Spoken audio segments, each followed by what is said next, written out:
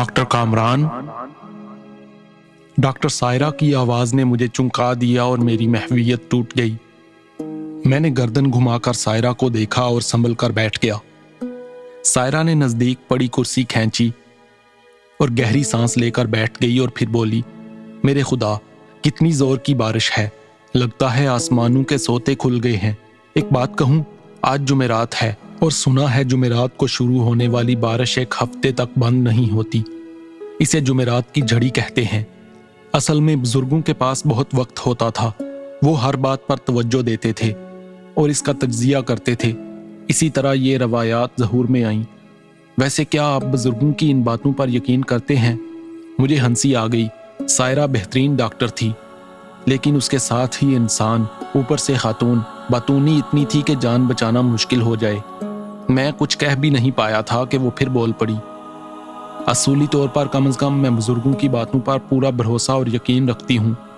अब देखें ना, इंसान सदियों से जी रहा है। माजी का इंसान हमसे ज़्यादा बेहतरीन ज़िंदगी गुजार गया है।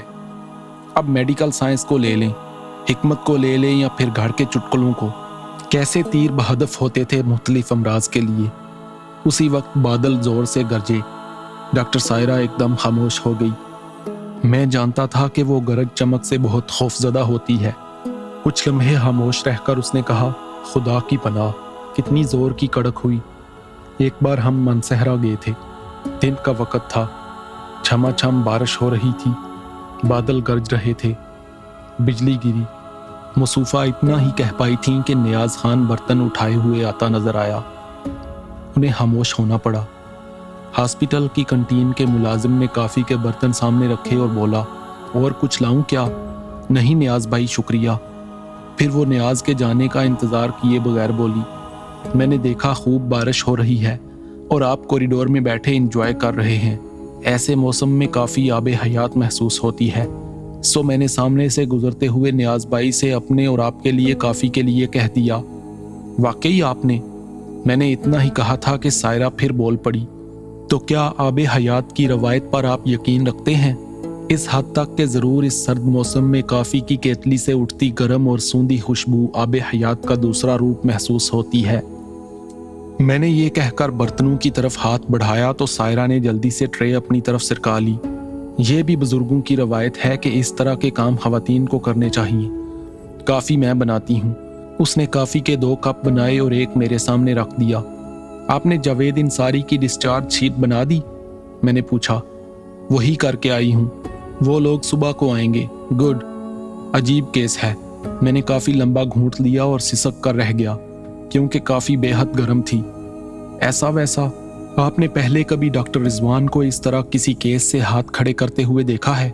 खुशबख्ती से डॉक्टर सायरा ने भी बेख्याली में मेरी तरह काफ़ी का लंबा घूंट भर लिया। इस तरह वो भी कुछ देर के लिए खामोश हो गई। मैंने उसकी आंखों में आंसू की जलमलाहट देख ली थी। बड़ा अजीब केस है, कुछ समझ में नहीं आता। सायरा के साथ वाकई बुरा हो गया था। बेचारी अब भी जवाब देने से कासर रही थी। गर्म काफ़ी ने उसका हलक जला दिया था। जावेद इंसारी का केस वाकई अजीब और नाकाबिले फहम था। ये शख्स काफ़ी दौलतमंद था, जंगलों की कटाई के ठेके लेता था, शहर के एक शानदार इलाके में रिहाइश थी, 2 बेटों का बाप था, एक माँ से बीमार था, बेहद लागर हालत में अस्पताल लाया गया था। रंग हल्दी की तरह जर्द और आंखों के गिर्द हल्के बने हुए थे। सेहत बहुत खराब हो गई थी, जबकि उसके बड़े बेटे ने उसकी तस्वीर दिखाकर कहा था, 1 माह पहले ये इतनी शानदार सेहत के मालिक थे। डॉक्टर रिजवान, ये कैफियत सिर्फ 1 माह पहले हुई है। बेहोश कब से हैं? पूरे 1 माह से। चौखंडी में काम करवा रहे थे। एक दिन वापस आए तो बुहार में फनक रहे थे। चाय पीकर लेट गए, फिर गहरी नींद सो गए। वक्त पर नहीं जागे तो वालदा ने जगाने के लिए पेशानी छुई। बेहद तेज बुहार देखकर घबरा गई। डॉक्टर इख्तिशाम हमारे फैमिली डॉक्टर हैं। उन्हें इत्तला दी गई। उन्होंने थकन करार दिया। अलबत्ता उन्होंने तशखीस की कि इस वक्त वो सो नहीं रहे बल्कि बेहोश हैं। कुछ इंजेक्शन और दवाएं तजवीज़ की गईं, लेकिन होश नहीं आया। हर तरह कोशिश कर ली गई। तब डॉक्टर इख्तिशाम ने आपसे बात की और हम इन्हें यहाँ ले आए। डॉक्टर रिजवान ने उन्हें तसल्ली दी थी और फिर उन्होंने जावेद इंसारी का जायज़ा लेना शुरू कर दिया था। मैं उनका खसूसी असिस्टेंट था। वो मुझ पर बहुत एतमाद करते थे। मरीज के बहुत से टेस्ट हुए। उसके बाद जिस्म के खून का रंग बदल गया था। उसमें पिलाहट पैदा हो गई थी। सुर्ख और सफ़ेद सेल गडमड होकर पीले हो गए थे। हर तरह के हेपेटाइटिस के टेस्ट भी किए गए थे, लेकिन उसके जरासीम नहीं मिले। ये जरासीम अपनी नोयत के मुख्तलिफ ही थे, जिंदा और मुतहर्रिक। डॉक्टर रिजवान ने मुख्तलिफ लेबॉर्ट्रीज से राब्ते किए, कई डॉक्टरों से मीटिंग्स की, लेकिन कोई फैसला नहीं हो सका। खुद रिजवान की दिलचस्पी भी इस अनोखे केस में बढ़ गई थी। उन्होंने जावेद इंसारी के खून के नमूने लंदन भिजवाए और रिपोर्ट हासिल की, लेकिन बेसूद। वहाँ से कोई तसल्ली बख्श रिपोर्ट मौसूल नहीं हुई। इधर मरीज का वजन रोज बरोज गिरता जा रहा था और उसकी जिंदगी को खतरा बढ़ता जा रहा था। चुनाचे इससे ज्यादा खतरा मोल नहीं दिया जा सकता था। उन्होंने जावेद इंसारी के बेटों से कहा, मुझे अफसोस है कि तमाम तर कोशिशों के बावजूद हम मर्ज की तशखीस नहीं कर सके। आप साहिब हैसियत हैं, मुनासिब समझें तो इन्हें मुल्क से बाहर ले जाएं। मैं इस सिलसिले में हर तरह की मदद के लिए हाजिर हूँ। जावेद इंसारी के बेटे तैयार हो गए थे। डॉक्टर रिजवान ने मुझसे उस मरीज के बारे में हासी बातें की थीं। हम दोनों ने बारहा उसका हर तरह से जायजा लिया था। न जाने मुझे क्यों हर बार एक अजीब सा एहसास हुआ था। जावेद इंसारी के बाएं शाने पर तकरीबन 1.5 इंच की गोलाई में एक गदूद उभरा हुआ था, एक अनोखा गदूद जिसे इससे पहले कभी नहीं देखा गया था। उसका रंग हल्का भूरा था और शक्ल अजीब थी, दरमियान से मोटा और आसपास शाखें थीं। कैंसर हो सकता है सर? मैंने सवाल किया। दावे से कहता हूं नहीं, मैं तज्जिया कर चुका हूं, डॉक्टर रिजवान ने जवाब दिया। बस यही एक अनोखी बात है, वरना इनका पूरा बदन खंगाल लिया गया है, कुछ पता नहीं चलता। हाँ, मगर इस निशान से इंसारी के मर्ज का कोई तल्लक नहीं, डॉक्टर रिजवान ने खत्मी लहजे में कहा।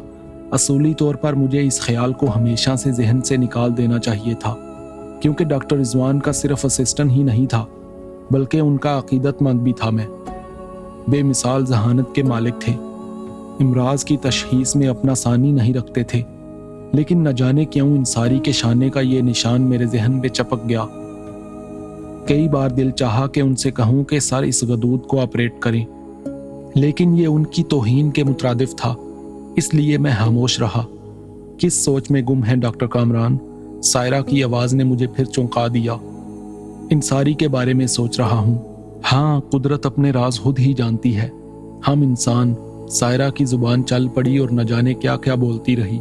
शुक्र है कि नियाज खान बर्तन लेने आ गया। साथ ही उसने डॉक्टर सायरा को फरखंदा की तलबी का पैगाम भी दिया था। डॉक्टर सायरा चली गई। मेरे जहन में फिर जावेद इंसारी का केस चल पड़ा। सुबह को उसे डिस्चार्ज होना था, उसके बेटे उसे लेने के लिए आने वाले थे। एक बार फिर मेरा जहन भटकने लगा। काश डॉक्टर रिजवान मेरी बात मान लें। अगर इस गदूद का ऑपरेशन तजर्बाती तौर पर ही कर लिया जाता तो क्या हर्ज था? आखिर वो क्या था? फिर एक ख्याल जहन में आया। जावेद इंसारी के बैरून मुल्क जाने से पहले अगर किसी तौर पर इस गदूद का ऑपरेशन कर सकूं तो। ये चौंका देने वाला ख्याल था। ऐसा कैसे मुमकिन था? मैं अभी डॉक्टर की हैसियत से कुछ भी नहीं था। डॉक्टर रिजवान पहले ही तैयार नहीं थे, उन्हें कैसे तैयार किया जा सकता था? अपने तौर पर मैं क्या कर सकता था? बहुत गौर किया, लेकिन कोई बात समझ में नहीं आई। दूसरे दिन सुबह ड्यूटी खत्म करके घर वापसी के लिए हॉस्पिटल की पार्किंग पर आया। उसी वक्त एक कार आकर रुकी। उससे 3 अफराद नीचे उतरे, 2 मर्द और 1 लड़की। मैं उन नौजवानों को पहचानता था। ये जावेद इंसारी के दोनों बेटे थे, तीसरी उनकी बेटी थी। उन्होंने मुझे देखकर आवाज दी, डॉक्टर कामरान। मैं चंद कदम आगे बढ़कर उनके करीब पहुंच गया। नौजवानों ने मुझसे हाथ मिलाया। लड़की ने सलाम किया। एक नौजवान बोला, डॉक्टर हम डैडी को लेने आए हैं। क्या उनकी डिस्चार्ज शीट बन गई है? जी, इस वक्त डॉक्टर इलियास ड्यूटी पर हैं, आप उनसे मिल लीजिए। वैसे आपने उन्हें बैरून मुल्क ले जाने का प्रोग्राम तय कर लिया है? इतनी जल्दी कहाँ? और फिर इसमें कुछ कबाहतें हैं। फिर कुछ सोचकर बोला, डॉक्टर कामरान क्या आप हमारी कुछ मदद कर सकते हैं? जी फरमाइए। दरअसल हमारा खानदान कुछ दकियानूसी है। दादी अम्मा डैडी को मुल्क से बाहर भेजने के लिए तैयार नहीं है। उनका ख्याल है कि झाड़ फूंक से डैडी ठीक हो सकते हैं। बड़ी परेशानी है। आप अगर मुनासिब समझें तो हमारे घर आकर दादी अम्मा से बात कर लें। हो सकता है वो आपकी बात मान लें। दफातान ही मेरे जहन में एक ख्याल आया, अगर उनसे दरख्वास्त करूं कि मुझे वो लोग घर में थोड़ी सी सर्जरी की इजाज़त दे दें तो मैं कोशिश करूं। वैसे उनकी फरमाइश बड़ी मासूमाना थी, मैं सिर्फ एक डॉक्टर था, उनकी दादी अम्मा मेरी बात क्यों मानेंगी। लेकिन जो ख्याल मेरे दिल में था उसने इस कदर शिद्दत इख्तियार की कि मैं उनके घर जाने पर राज़ी हो गया। मैंने कहा कि दादी अम्मा के पास ज़रूर हाज़िरी दूंगा, आप इंसारी साहब को घर ले जाएं, मुझे वक्त बता दें कि कब आऊं, आज ही कोई वक्त मुंतखब कर लें, शाम की चाय आप हमारे साथ पिएं, मैं 5 बजे हाजिर हो जाऊंगा। बेहद शुक्रिया। आपका क़याम कहाँ है डॉक्टर साहब? जमशेद रोड पर रहता हूँ, हमारा पता आपके पास दर्ज है। हम मोहम्मद अली सोसाइटी में रिहाइश पजीर हैं, अगर हुक्म दें तो मैं आपको घर से पिक कर लूँ। मैं 5 बजे पहुँच जाऊँगा। वो लोग थोड़ी सी रस्मी बातें करने के बाद अंदर चले गए। मैं अपनी गाड़ी का दरवाज़ा खोलकर अंदर बैठ गया। रास्ते में उन लोगों के बारे में सोचता रहा, बस एक बिला वजह का ख्याल था, वरना मैं डॉक्टर रिजवान से ज़्यादा तजर्बेकार नहीं था। वो उस उठान को गदूद करार दे चुके थे। मेरे जहन में ये ख्याल भी था कि मेरी ये कोशिश कहीं डॉक्टर रिजवान को नागवार ना गुजरे। मेरा घर बहुत प्यारा था। हम 4 बहन भाई थे, 3 भाई 1 बहन। दोनों बड़े भाइयों की शादी हो गई थी, मोहब्बत करने वाली भाभियां और उनके बच्चे। बहन की अभी शादी नहीं हुई थी, वालिदा थी, मैं सबका लाडला था। बड़े दोनों भाइयों ने तारक रोड पर गारमेंट्स की दुकान खोली थी। मुझे डॉक्टर बनाया गया था। मैं हॉस्पिटल में हाउस जॉब मुकम्मल करने के बाद डॉक्टर रिजवान को असिस्ट कर रहा था।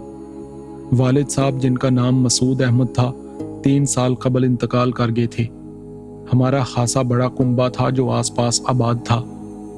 वालिद 1947 में हिजरत करके आए थे। हम बहन भाई पाकिस्तान में ही पैदा हुए थे। हमारे चचा अख्तर साहब अब भी मुल्क से बाहर थे। जमशेद रोड का ये बंगला चचा अख्तर ही की मलकियत था, लेकिन बाद में वालिद साहब ने बराबर का एक और बंगला खरीदकर दोनों को एक कर लिया था। वहीं हमारी फूफी शमसा अपने बच्चों और शोहर फैजान अली के साथ रहती थी। गुरुमंदर पर दादा रियाज अहमद अपने छोटे से खानदान के साथ आबाद थे। अब हमारी दादी का इंतकाल हो चुका था। ये थी मेरे घर की कुल कायनात। हिंदुस्तान के शहर सहारनपुर से तल्लक था। वालिद साहब दरवेश मंच थे। उनकी जिंदगी से अजीबो गरीब वाकयात वाबस्ता थे, जिन्हें दोहराना पसंद नहीं करते थे। अक्सर रातों को मैंने उन्हें इबादत करते हुए देखा था। गर्ज ये कि घर आने के बाद मेरे दूसरे मामूलात शुरू हो गए। 4 बजे मैंने तैयारी शुरू की और आलाते जर्राही लेकर घर से निकल आया। वो शरीफ लोग मेरा इंतजार कर रहे थे। मुझे बड़े तपाक से खुश आमदेद कहा गया। कैसी तबीयत है इंसारी साहब की? कोई तब्दीली नहीं, बड़े बेटे ने मायूसी से कहा। दादी अम्मा कहाँ हैं?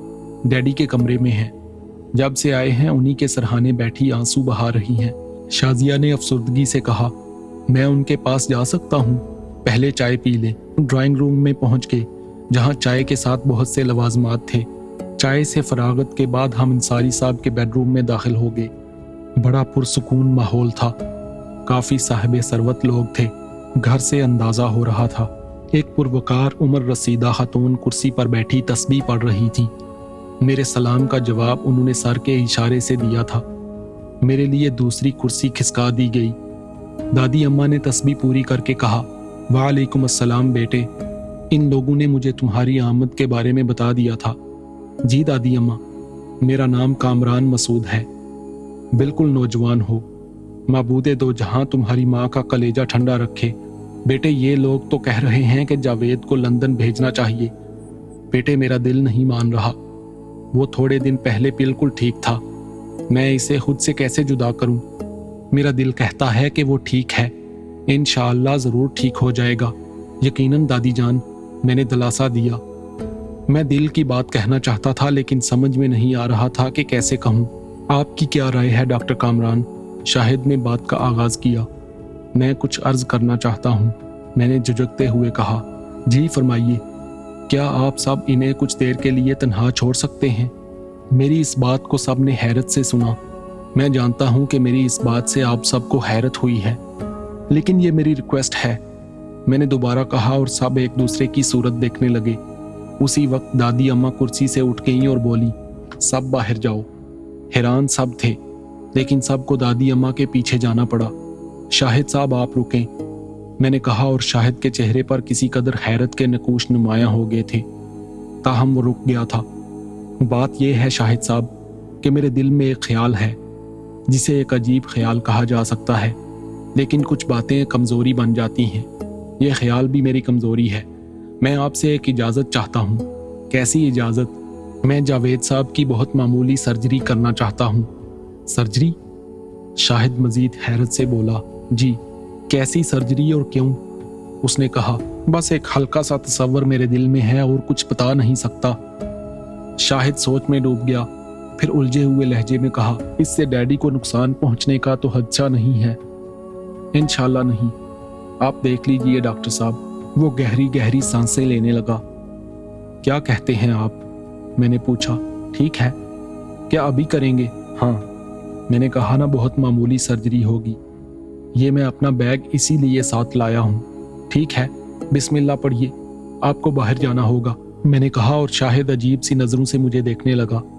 फिर आखिरी फैसला करके बोला, ओके। वो बाहर निकल गया। मैंने आगे बढ़कर दरवाजा अंदर से बंद कर दिया। फिर मैंने एक छोटी सी मेज जावेद इंसारी के बिस्तर के पास सिरका कर रखी। अपना बैग खोलकर सर्जरी के आलात निकाल दिए। उसके बाद उसे सीधा करके लिटाया। वो स्लीपिंग सूट पहने हुए था। मैंने उसकी शर्ट और एक आस्तीन उतारी और उसका शाना बरहना कर दिया। भूरे रंग का गदूद नुमाया नजर आ रहा था। मैंने मेडिकेटेड कॉटन निकालकर उसको साफ किया और सर्जरी ब्लेड उठा लिया।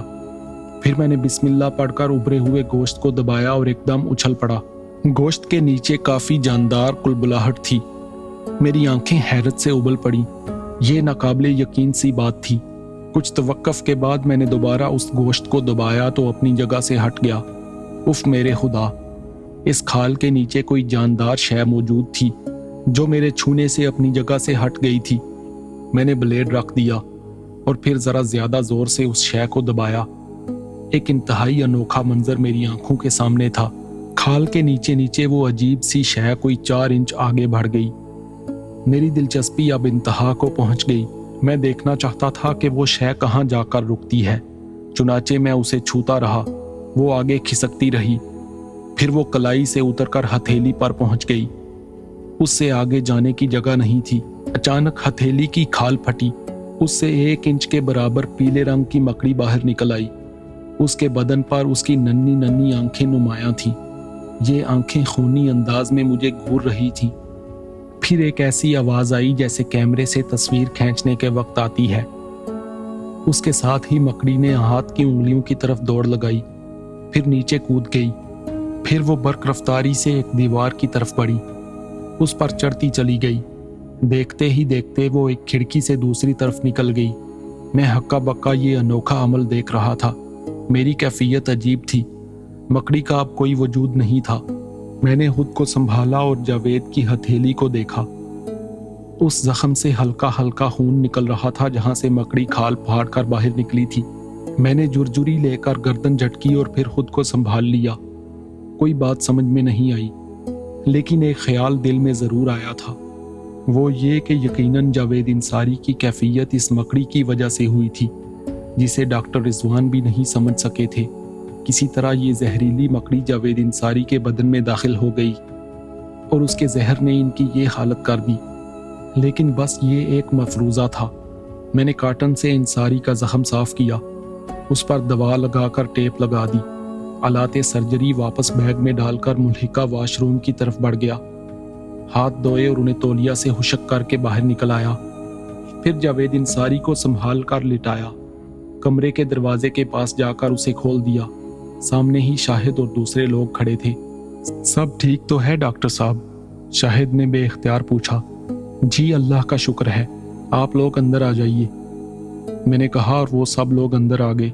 दादी अम्मा सहरी के पास पहुंच गईं। गौर से जावेद का जायजा लेने लगी। शाहिद ने उन लोगों को सर्जरी के बारे में बता दिया था। वो मरीज के पास बैठ गईं और फिर बोली, आप सर्जरी के बारे में कह रहे थे, कुछ किया है आपने? हाँ, बस एक मामूली सी सर्जरी। मैंने जावेद इंसारी की हथेली की तरफ इशारा किया। कुछ ना कुछ तो कहना ही था। वो लोग चूक कर हथेली को देखने लगे। जाहिर है कि उन्हें अजीब लगा होगा, लेकिन किसी ने कोई तबसरा नहीं किया। کچھ لمحوں کے بعد ناصر نے کہا، ہم دادو کو سمجھا رہے تھے کہ ڈیڈی کو بیرون ملک بھیجنا ضروری ہے،